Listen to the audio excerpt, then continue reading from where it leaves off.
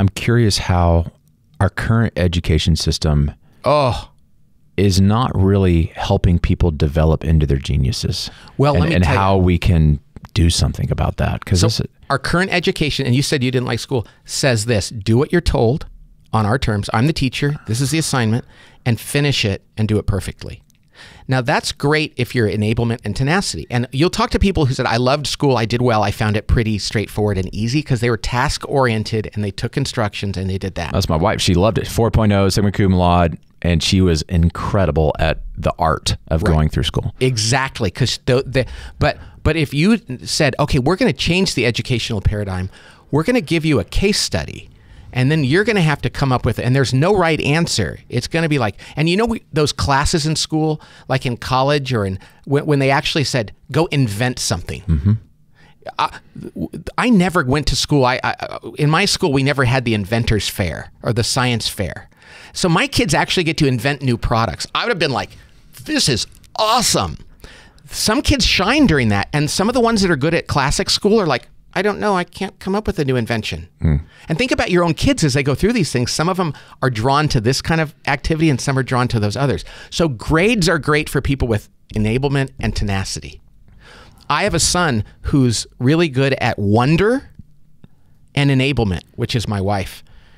And he's a wonderful team player and a deep thinker, but he is just not motivated by going above and beyond on all his assignments. So is my job to say, hey, Michael, you're going to get bad grades. Just live with that. No, I have to say, Michael, your education system requires this of you. I'm not going to hold him accountable for being perfect. I'm going to teach him to have a strong work ethic, but I'm going to tell him someday you are going to love your job and you're going to love what you study because you're actually curious about it and because it allows you to serve others through that. Enablement and tenacity need a scorecard. They're going to get good grades. And I've noticed people on my team going, hey, can you tell me if I'm doing a good job? I'm like, we're telling you all the time. Of course, you're a rock star. How do you not feel like you're doing a good job? And they're like, yeah, but can you give me like a report or a regular check-in? Like they really want that clarity. And I'm so like, I know I'm doing a good job and I know what it looks like and feels like. I'm always out front just going. And I don't need a lot of written feedback or an annual review. I don't know that I've ever had one nor cared, because it's just kind of like, I guess if you want to write it down. But there's some people that really crave the concreteness of the report card, if you will. And you want to honor them because that's what feeds them. When they see like my teacher approved of me and he or she gave me this score, that gives them energy. For me, I love ambiguity. I want to see people smiling and saying, anecdotally, that really helped me. And that's enough for me. Yes. I don't need to go give me all the data. I like the ambiguity because it really resonates with me. And it's not because I want loopholes to not be accountable to something. It's because when things start getting more concrete, my inventor feels like I can't run and be free and create. I'm being limited. And so it feels stifling to that invention kind of thing. You know something else? I don't trust the data.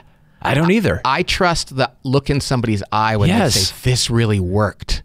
And I found that when, like, I was a management consultant and I would look at the data and go, I don't believe this. And they would go, well, the same thing. If you can't put it in data, I'm like, no, but intuitively, this is what, and they go, yeah, they don't pay us for our intuition. They pay us for our data.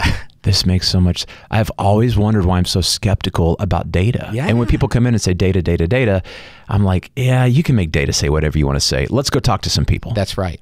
And granted, there are certain things that we should never do because they really do require data. It's like, okay, we're going to buy this house and here's the mortgage and here's how we're going to calculate. I'm like, no, I just have a good feel about this. And they're like, well, your good feel isn't going to make me happy when I'm losing money on this. So there's certain professions, certain jobs that require enablement and tenacity, or tenacity and discernment, and other jobs that require invention. Yep. And when you, here's the beauty of this.